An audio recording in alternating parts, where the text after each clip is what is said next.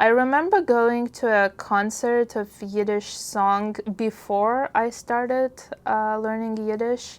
That was around spring 2014.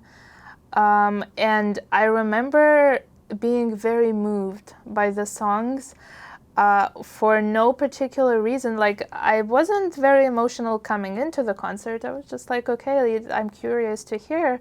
But then I felt like it touched something inside me, like some strings of my personality that I didn't know existed. And yeah, that was very inspiring.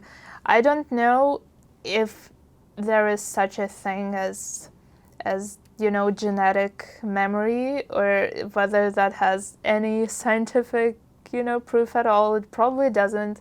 But that being said, that's kind of how I felt. I felt like some memories that are not really mine but someone else's were coming back to me.